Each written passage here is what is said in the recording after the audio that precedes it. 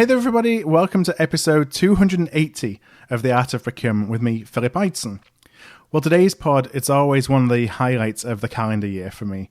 So I sat down recently with Ryan Flynn, and Ryan is a principal within Deloitte Consulting's sourcing and procurement practice. He's also a co-author of their annual CPO survey. Today, we're going to go beyond the numbers and discuss the findings and the trends from this year's CPO survey. And the survey, it's hot off the press. It's actually just been released a couple of days ago. And it's going to take a slightly different path this year than in years gone by. So you're going to hear about all that when we dig deep into the conversation. Now, before we do jump in, I just want to thank Tradove for their support of Procurement Thought Leadership and for sponsoring this episode of Art of Procurement. Well, Tradove eliminates pain points for buyers and sellers, purchasing urgency, unaligned buying and selling processes, lack of communication and transparency within their own teams, and difficulties discovering new suppliers. One of the things that you can do with Tradove is build your own private network or community. You can do that for free. So for example, you can create a private network within Tradove where your entire procurement team can share information, post thought leadership, and start group discussions. It's like a hybrid of LinkedIn, Slack, and a wiki page that just brings together all of your team's communications in one place. Switch over to the public areas of Tradove and you'll join a community of over 250,000 buyers and sellers.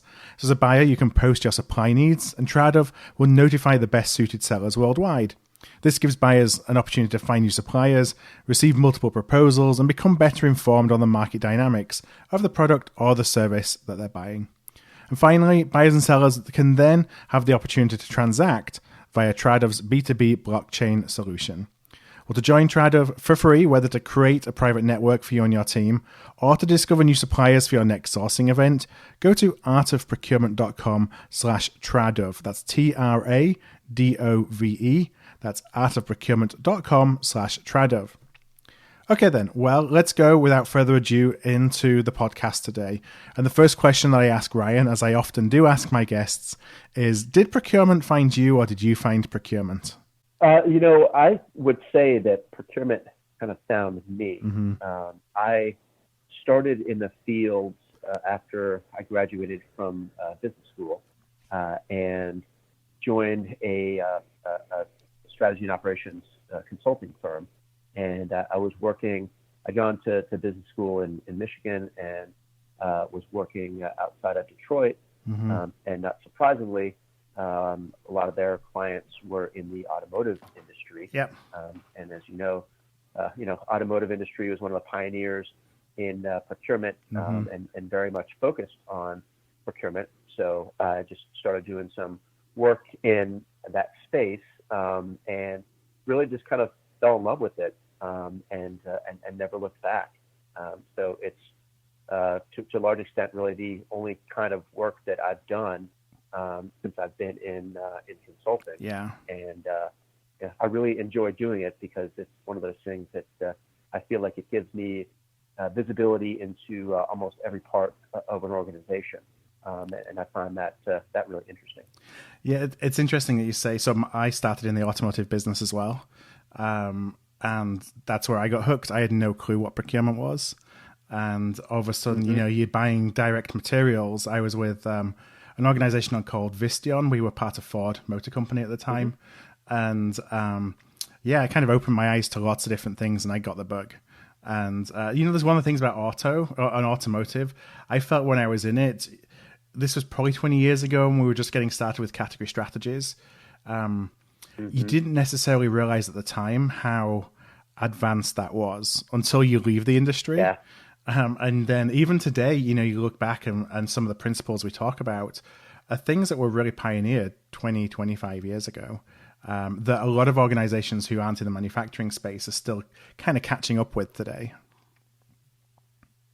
Yeah, I completely agree with that. And I think back to my early days as well. And, some of the, pretty advanced analytics that were even going on back then in the direct materials space, to look at costs and, tearing them down and, really understanding because, purchased materials were such a huge component of the cost of a car, that these companies, really had to focus on that a lot. So they were very, very much, in the vanguard back then, and it was a great place to kind of cut your teeth.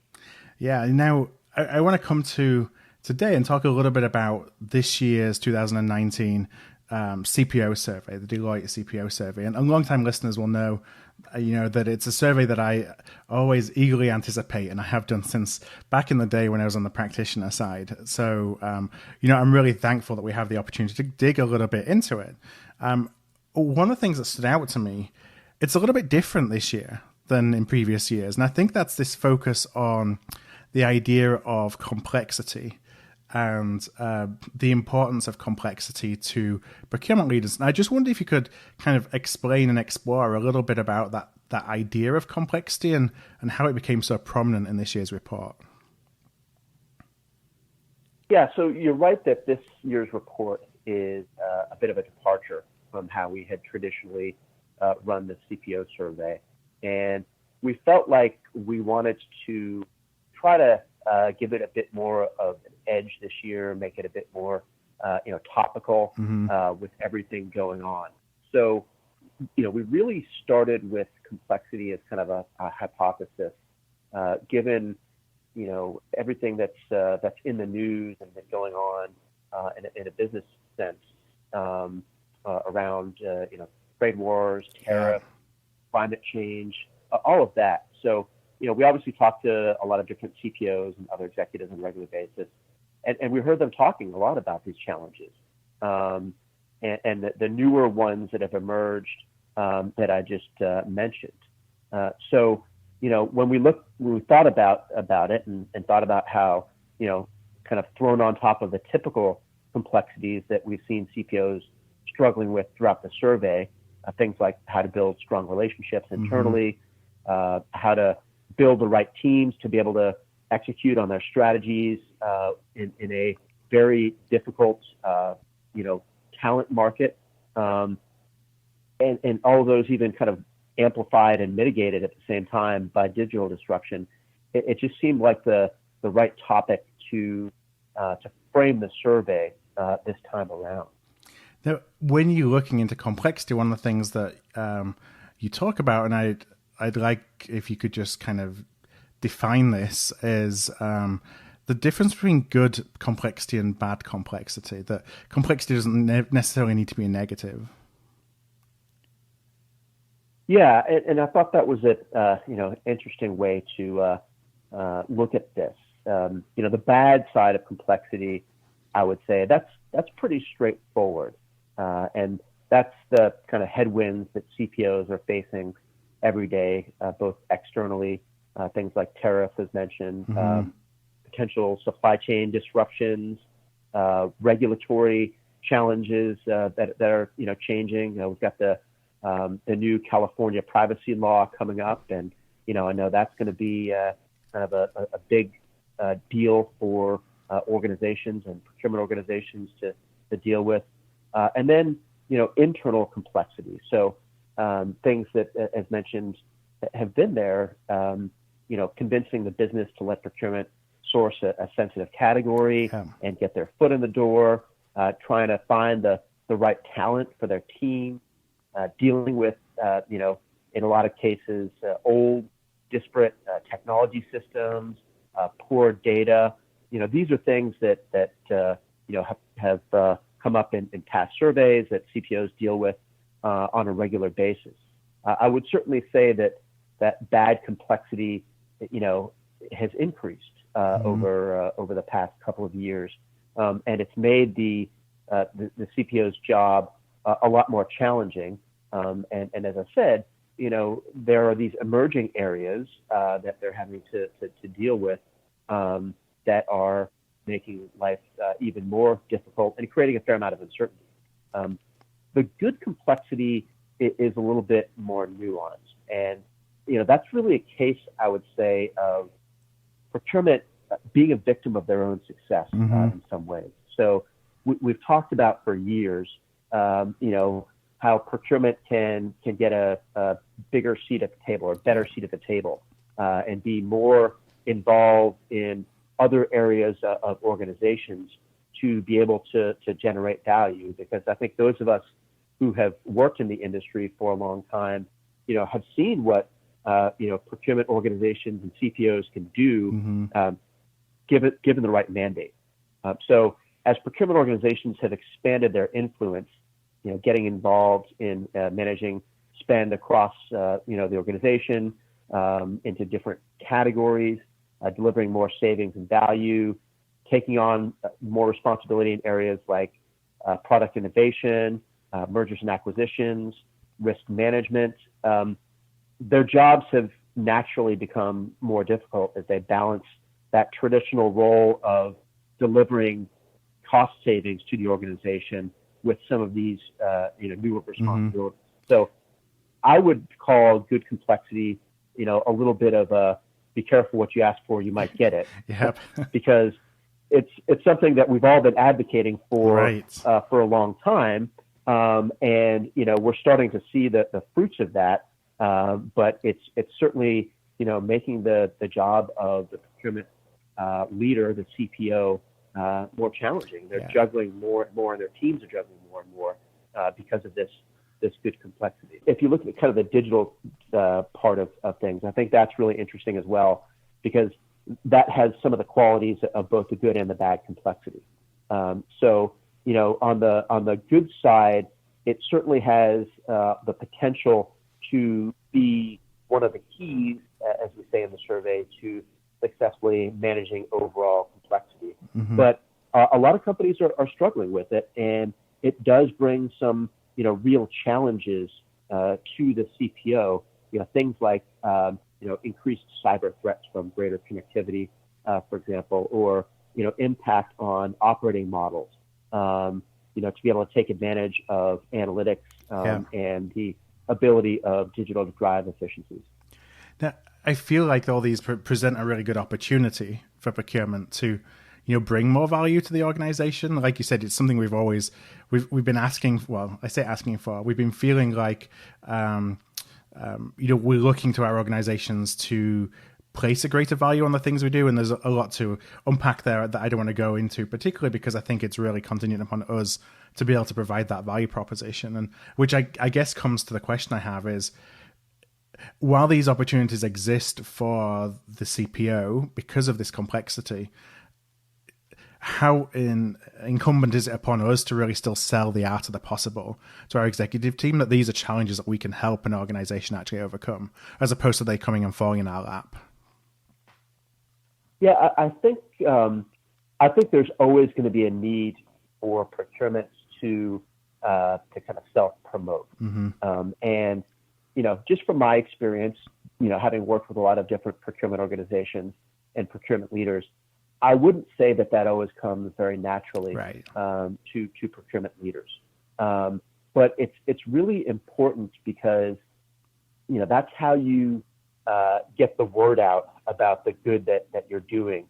There's so much going on in organizations today that you really do, to some extent, have to kind of stand up and wave your hand and shout a little bit, make sure that people are paying attention to what you're doing, and really kind of go out there and prove on a regular basis that you can deliver value to the organization. So I do think it's something that procurement organizations have to really be out there advocating for, while at the same time making sure that they have a plan to execute on it if they actually get it. Yes, always the danger zone is put yourself out there and then careful what you ask for. Exactly. Then it's business as usual, and you kind of lose your shot at demonstrating that you can do different things.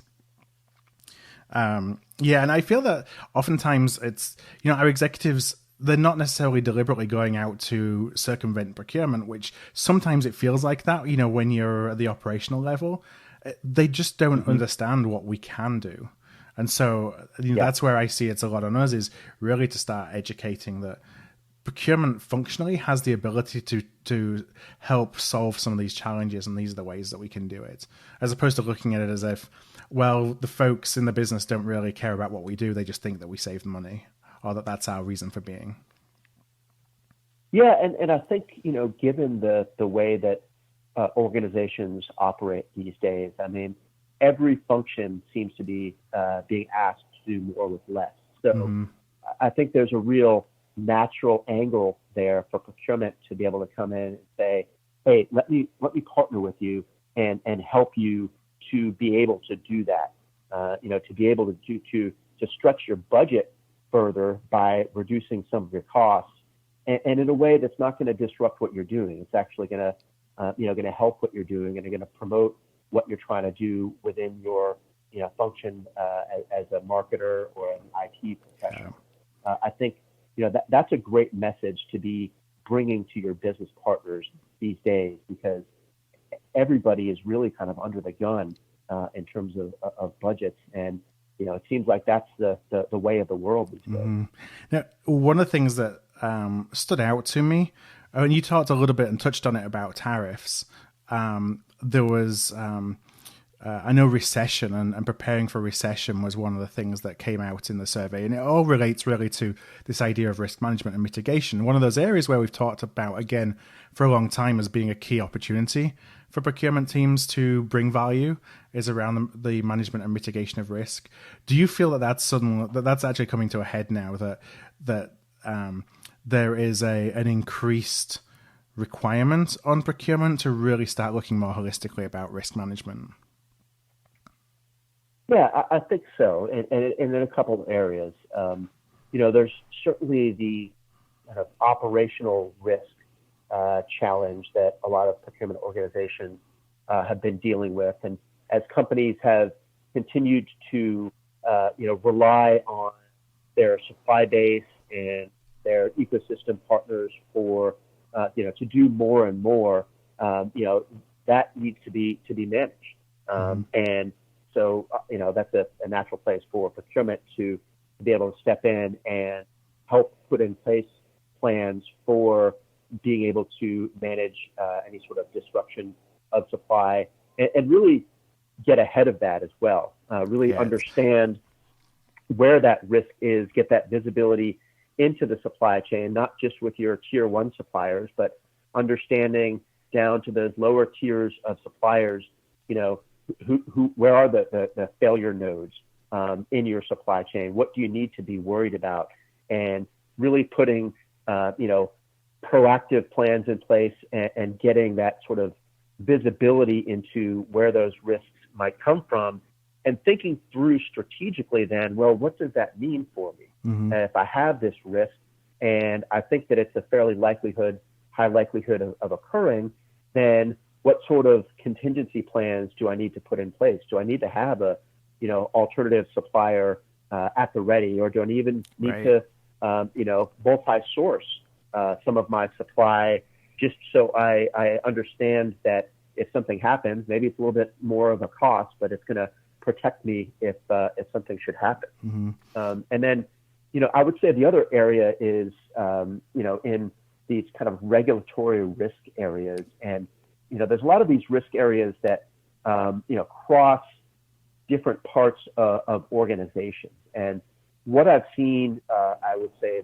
that's really been happening of late as well, is procurement stepping up to be kind of the quarterback of that risk, and managing that risk. Usually it may not just be supplier risk, it may be broader kind of third-party risk, but suppliers are usually the biggest chunk of the third parties that organizations work with. And it's very natural for procurement to step into that space and help to manage that type of risk. And, a great example is something that is on the top of everyone's mind. It's cybersecurity and information security and privacy. And, a lot of that has to do with suppliers, and making sure that you vet some of these suppliers to make sure that they have the right controls in place before you're doing business with them.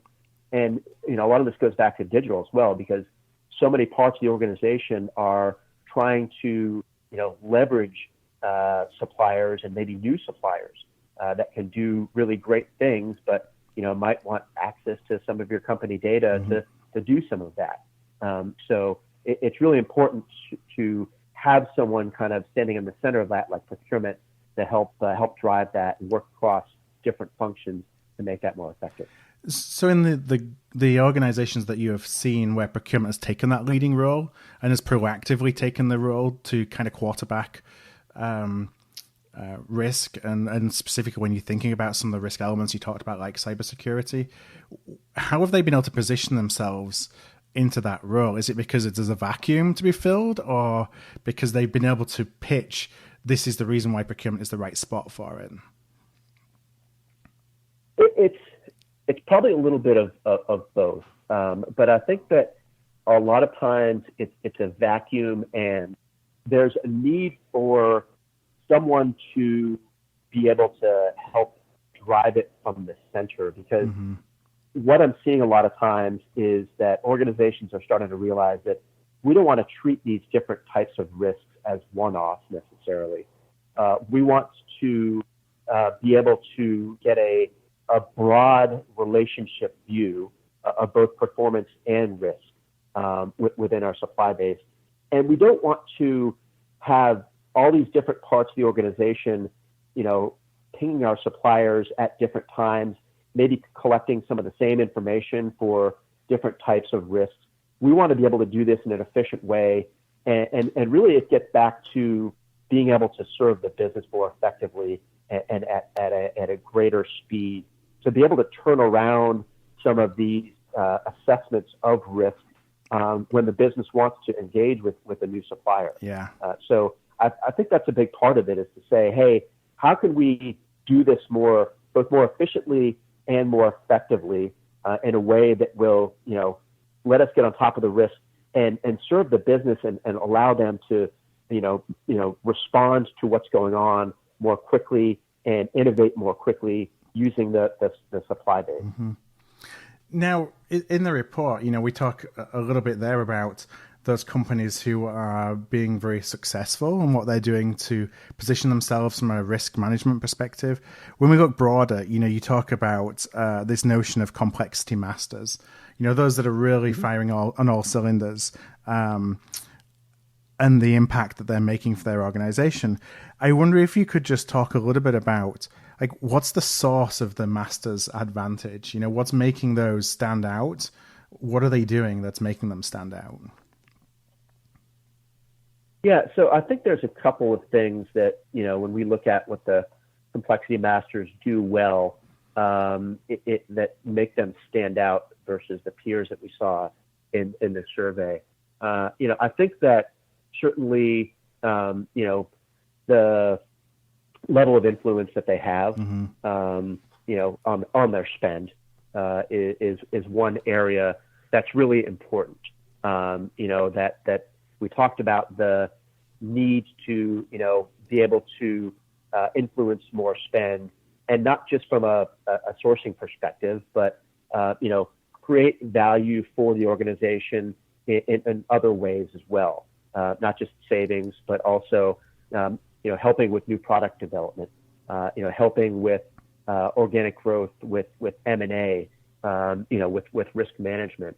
I think, the other area that's worth mentioning is, kind of alignment within the business. Yeah. So playing more of an active role in those areas in terms of strategic decision making, going upstream in the budgeting process and strategic planning process with their functional partners, to be able to influence what's going on earlier in the process, and kind of be able to demonstrate value earlier, and then being more effective as a partner to the different business functions that they work with, and I think that's an area where a lot of these complexity masters have been very successful in delivering savings year over year. And they're finding that, the traditional ways of delivering savings are getting harder and harder. Right. You can't just necessarily beat up on the supply base and, use competition to deliver savings. You got to be thinking about, how do we influence demand within the organization as well, to be able to deliver savings? How do we help our business partners reconfigure specifications so that they're they're buying what they need and not buying based on perceived requirements Right. that may not be there. So I think that's a big part of it. And I'll even go back to what I think is probably one of the single biggest areas that we saw in last year's survey, because last year we looked at kind of top performers versus the average, and the biggest area of differentiation for the top performers was in executive advocacy. Right. And I think that's really, really critical to the success of procurement organizations. And it goes back to what we were talking about before about being a little bit of self-promoters, and making sure that their bosses, CFOs in a lot of cases, maybe CEOs, really understand that value that they bring to the table, that will give them then that leeway to do more in an organization and to be more effective. Yeah. Now, you're obviously involved just through your day-to-day work in an awful lot of transformations, across companies and organizations of all different shapes and sizes. And, all of them kind of start with this intention of we need to improve, we want to have more impact in our business. Getting to becoming a complexity master, doesn't happen overnight. But would you say that it's something that's planned for? So you plan it at the beginning of a change or transformation journey, as an example, that this is ultimately where we want to go, and therefore the decisions that we're going to make on day one impact our ability to be aligned with the business in year 3, or whether it's more of a just a natural kind of next step when organizations have gone through the low-hanging fruit process of reducing cost as much as possible, and then are looking at, okay, where do we add value in new ways? Like, how does that usually, those masters who are the ones that are in that kind of top quadrant, what does that journey look like? I think it is something that you really need to plan for, and in a couple of different areas. I mean, obviously, you need to have that overall strategic plan in place. You need to place your bets with different business partners, and that may even be just based on relationships and how those relationships work with different parts of the organization. So there's a plan, I think, to go and expand that level of influence, making sure that you have that right level of executive support as needed to do that. And then there's probably a little bit of flexibility involved, maybe based on relationships that you build, and going after partnering with functions in the organization where you can build those relationships more successfully at first, and build out that level, that sort of track record of success. Yeah. I think, you don't want to, the successful organizations that I've seen, don't try to take on too much at once. And they set expectations appropriately about what's going to happen, how long it's going to take. And then, they do a couple of things. They put the right, kind of operating model and team in place to be able to, have the right people from their team, facing off against the business, and make sure that the people within their teams are, have the right skills to work closely with the business and build that level of credibility, that they're not coming in necessarily as folks who were just used to dealing with suppliers and negotiating, that they have the right soft skills to kind of win over hearts and minds in the business, and then can combine that with the right analytical skills and leverage the right analytical skills to be able to,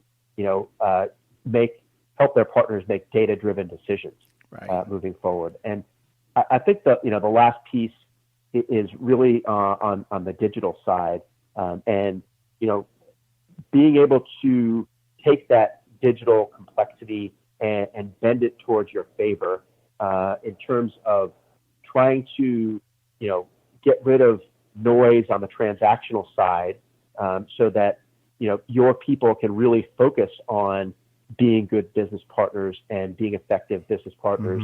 And then, providing the right level of visibility into the data as well that I think is required to have those data-driven conversations and be able to react quickly as well. Yeah. Not having to spend weeks and weeks and weeks, finding the right data, cleaning it up, making sure it's right before you can respond to a request from your business partner. Yeah, responding with ultimately bad data, which then really negatively impacts any relationship that you're hoping to build with the business if they can't rely on the data that you're giving them. Yeah, exactly. One of the quotes in the report is that ultimately masters of talent are masters of outcomes.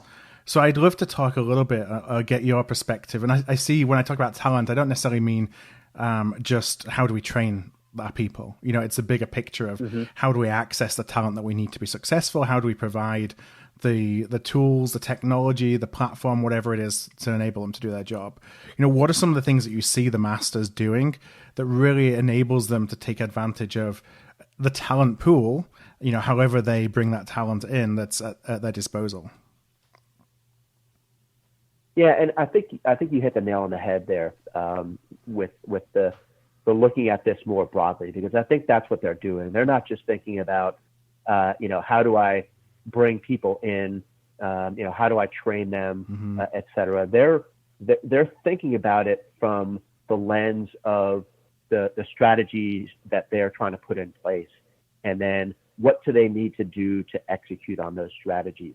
And talent is an aspect of that. But it's a lot of the different components of successfully executing on that strategy are interwoven. So you mentioned the idea of technology and how technology can support what you're trying to do, and using newer technologies and maybe different operating models like shared services or outsourcing to take on a lot of the transactional burden. I mean, let's face it, the nature of procurement, there's a very large, transactional component to it that can really, take on a life of its own and be very challenging for a lot of companies. So the complexity masters have, really taken the transactional side and turned that into, more of a well-oiled machine through a combination of operating models and digital, so that they can focus on, areas that they know can drive value. Yeah. And then also on the technology side, they're putting in place, analytics technologies, visualization technology, et cetera, to be able to get, more visibility into data, better data coming through, and the ability for their teams to, as I said, really have those data-driven conversations and be able to react pretty quickly and make decisions more rapidly, to move at the speed of the business. Yeah. Because that's always the challenge. The other piece is, thinking through what your talent strategy is, and especially in light of the challenges that we've seen year over year around talent in the marketplace that have only gotten worse. So how do you think beyond your four walls, maybe, in terms of building your team and your strategy? How do you leverage, maybe internal groups that you may have offshore in the organization that are for analytics? How do you leverage part-time or contingent workers, et cetera, to add on to what your core team is doing? I think we're seeing more and more of that as well, and that's an area where the complexity masters, the companies that are doing this well, they have an understanding of their limitations and what they can do, and they're looking outside of their organization for ways that they can get the right skills, even if it's just on a part-time basis. Right. And I see that those companies who are doing that, they look at their internal resources in some ways being a project manager. So they're project managing all these different resources that they have access to, whether it's internal, external, where they get supply market insights from. And the ones that are successful are able to kind of package it all together into something that feels like it's a whole to the stakeholder. So they're managing all the complexity that goes on behind the scenes with bringing all that together, so it's seamless from a delivery perspective. Yeah, and I think that they're also thinking ahead. Yeah. And I've heard procurement leaders talk about how they're going into their local colleges and universities and speaking as part of a class, or starting a class specifically on procurement, and bringing in more interns over the summer to their organizations, so that they can broaden the supply of talent that's out there and start to kind of plan for the future. As we started off the podcast talking about, I think we both kind of fell into procurement and didn't really know what it was, and it was out there. So the more that these organizations can get out and start to tell the story of procurement and get people interested in it and excited about it, they'll be better able to recruit the next generation of talent. When we look, I think we talked actually off mic before we began recording today about this is the 11th year of the CPO report. And so, over that period of time, sometimes, we feel like we do all this change and we stay the same. There's not much movement. We talk about the same things a lot. So I would love to know from your view, like when we look at a trend perspective, what's different this year, or what's changing this year when you look back at last year or the last couple of years? Are we going in the right direction? Yeah, I think we are going in the right direction. I think there's still the typical need for procurement to cut costs, and obviously, if a recession or a slowdown does come more broadly, then that will only increase. And you saw that in the findings, certainly. Yeah. But I think we're seeing progress being made. We're certainly seeing more procurement organizations expanding the scope of their services and taking on some of that good complexity that we described earlier in the discussion, and being asked to do different things like quarterback, risk management in different areas. And I think, we're seeing procurement organizations pivot, how they think as well. So, one of the areas that I think is interesting, when we look at, the fact that consolidating spend and increasing competition, are kind of the top two strategies. Year over year, we've seen that. Not really surprising. I think that there's still a ways to go to reduce costs through some of those foundational strategies. But what we also saw this year was a rise in an area like supplier collaboration and business partnering compared to previous years. So those two, I think last year were around 22% of respondents, ticked up to more in the 27, 28% range. So I think we are seeing procurement respond to changes that are going on around them, and different ways of being able to capture value from their supply base, and looking internally as well to say, how can we influence people in the organization to act differently to help us save money through reduced demand or from demand management as part of what we do. I think there's another interesting wrinkle here, which is we talk in the survey about the mega suppliers that we're seeing due to industry consolidation, and to some extent, the success of strategic sourcing, which is tended, I would say, to reward larger, more full service. We've created suppliers. Those monopolies in some regards. Yeah, exactly.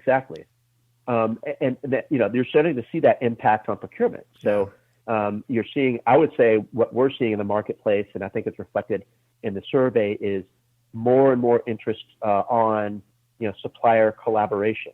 I think part of that is that response to change in the balance of power in some of these industries where there's been more consolidation. And I think that another part of it is also, maybe on the good news side is, organizations asking procurement for help in driving greater innovation from their suppliers, and more of a kind of a strategic partnership versus traditional us versus them viewpoint of the supplier relationship. Yeah, it's focusing on that alignment again that you mentioned before.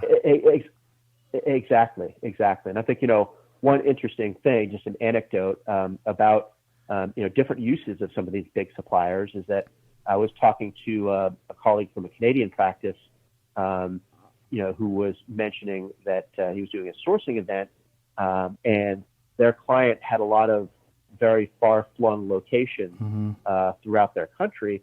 And what they ended up using as a strategy was they kind of used the mega supplier as a sort of managed service to help manage the smaller suppliers in those far-flung locations.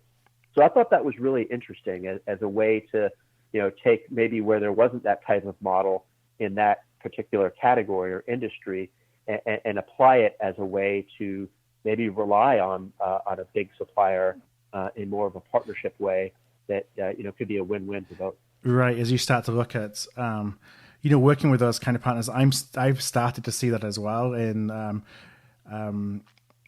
organizations, again, where they have a similar situation. Actually, lots of small providers, but in a geographically dispersed area. And you can start to look at how can we align ourselves on outcomes then with that one provider, and drive the behaviors that we want to see, as opposed to managing 10, 20, 100, however many the number is, of suppliers very tactically. So definitely an opportunity for us. Rain, I know it's about time to wrap up. So I just have one final question before we go. And that's, if a CPO or procurement executive is listening, they're in an organization that, they have a procurement structure, they're doing some good work, but they're perhaps not really at that stage where they're jumping up into the master level. What are some of the things they should take away from the report, do you think, to, and perhaps areas of focus or opportunities that are in front of them? So I would say a couple of areas.